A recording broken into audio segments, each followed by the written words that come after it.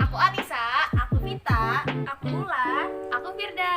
Aku Maidatul. Aku Alvina. Aku Husna. Sebelumnya jangan lupa Like, comment, share, and subscribe. Jangan lupa nyalain notifikasinya juga ya guys. Oh ya, loncengnya nyalain tekannya. Nah teman-teman, kalian tahu nggak sih lemak itu apa? Nih aku kasih tahu ya, lemak itu merupakan sumber energi bagi tubuh manusia yang bersifat hidrofobik. Kalian tahu nggak sih hidrofobik itu apa? Nih kalau kalian belum tahu, aku kasih tahu ya. Hidrofobik itu artinya tidak dapat larut dalam air. Nah si lemak ini nih tersusun atas 3 unsur. Apa aja sih unsurnya? Yang pertama ada karbon, hidrogen, dan juga oksigen. Nah, lemak juga pasti memiliki fungsi kan? Nah, salah satunya itu membantu menyerap vitamin A, D, E, dan K dalam tubuh. Vitamin A, D, E, dan K itu vitamin yang larut dalam lemak. Nah, itu berarti vitamin tersebut hanya bisa diserap oleh tubuh jika ada lemak. Nah, kalian tahu sendiri juga kan kalau misalkan lemak itu menyediakan energi dalam jangka panjang. Nah, selain itu lemak juga berfungsi untuk mengatur suhu tubuh dan juga menyediakan dua asam lemak esensial yaitu asam linoleat dan asam linolenat yang tidak diproduksi oleh tubuh, sehingga tentu saja tubuh kita pasti membutuhkan lemak. Lemak juga merupakan penghasil energi tinggi, di mana 1 gram lemak baik yang jenuh maupun tidak jenuh akan menghasilkan 9 kilokalori atau 37 kilojoule energi. Lanjut. Nah sekarang kita masuk ke jenis lemak. Jadi lemak itu ada 2 guys. Yang pertama itu ada lemak jenuh sama lemak yang tidak jenuh guys. Nah yang pertama ada lemak jenuh.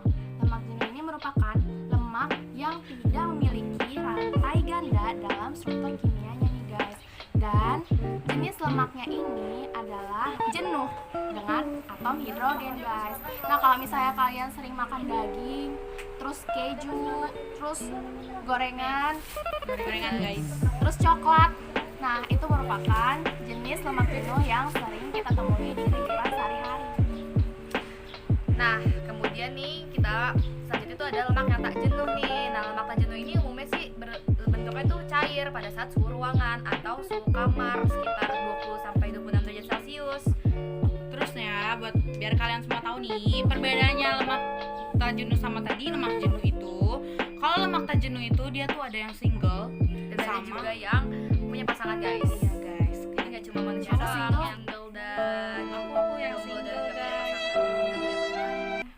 pasangan. Oke, kita bakal bahas lemak tak jenuh yang jomblo alias lemak tak jenuh tunggal. Jadi lemak tak jenuh tunggal ini tuh dia tuh punya rantai gandanya itu cuma 1. Terus kalau misalnya kalian penasaran nih bentuknya kayak gimana sih? Bentuknya kayak gimana? Bentuknya itu dia tuh cair guys, bentuknya cair terus dalam suhu ruangan juga. Contohnya itu buat kalian cewek-cewek yang suka skincare terus pakai minyak zaitun nih. Siapa nih yang pakai minyak zaitun? Aku. Oke, buat kalian yang suka pakai minyak zaitun itu, Gue pakai minyak nabati guys. itu tuh dia tuh termasuk salah satu jenis minyak lemak tidak jenuh guys. Gitu. Nah, selanjutnya kita bahas yang lemak tak jenuh yang punya pasangan nih, atau disebutnya lemak tak jenuh ganda. Nah, lemak tak jenuh ganda ini apa sih? Lemak tak jenuh ganda ini yaitu lemak yang mempunyai 2 atau lebih ikatan rantai ganda pada struktur kimianya. Nah, contohnya dalam kehidupan sehari-hari itu apa aja sih? Nih, kalian sering makan sushi kan? Nah, di sushi itu biasanya ada ikan tuna. Nah, ikan tuna ini merupakan salah satu contoh lemak tak jenuh ganda. Oh begitu ternyata guys jenis-jenis lemak tuh. Oke, kita ke sesi berikutnya. Dadah. Halo guys. Di sini kita bakal ngebahas mengenai efek dari kekurangan dan Kelebihan mengonsumsi lemak. karena lemak begitu vital bagi tubuh kita dan fungsi serta manfaatnya begitu luar biasa, maka tentu pasti ada efeknya jika tubuh kita mengalami yang namanya kekurangan dan kelebihan dalam mengonsumsi lemak. Apa tuh contohnya?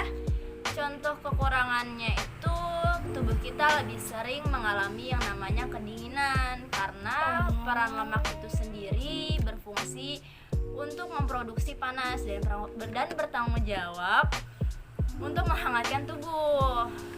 Terus contohnya apa lagi selain itu? Contoh lainnya tuh kita jadi lebih susah berkonsentrasi, kulit kita menjadi kering, terjadinya ketidakstabilan pada gula darah, dan tubuh kita lebih sering yang namanya ngerasain lemas.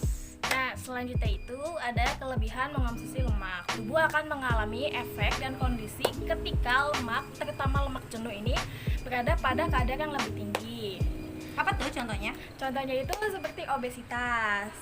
Apa tuh obesitas? Obesitas itu semacam penyakit yang diakibatkan oleh penimbunan lemak-lemak secara berlebihan yang ada dalam tubuh kita. Selanjutnya itu ada kerusakan dinding arteri, sembelit, kerusakan otak, dan kolesterol tinggi. Nah, kalau begitu bisa kita simpulkan bahwa konsumsi lemak itu secukupnya aja. Jadi apabila kita jangan terlalu berlebihan. Jadi mengkonsumsi lemak secukupnya. Apabila kekurangan maupun kelebihan itu tidak baik. Dan kalau begitu kita juga tidak boleh menjauhkan lemak, karena biar bagaimanapun lemak sendiri merupakan salah satu komponen atau penyusun sel yang ada dalam tubuh kita, yaitu membran sel atau biasa kita kenal dengan istilah lipid bilayer, yang mana memiliki dua bagian, ada kepala dan ada ekor. Untuk kepala sendiri bersifat hidrofil, sementara untuk ekor sendiri sifatnya hidrofobik. Sekian dari kami, itu tadi penjelasan seputar kekurangan dan kelebihan mengonsumsi lemak. See you. Nah, gimana teman-teman? Sekarang kalian udah tahu kan lemak itu apa? Bagi kalian yang belum ngerti, cari lagi ya di literatur. Oke, sekian video dari kita.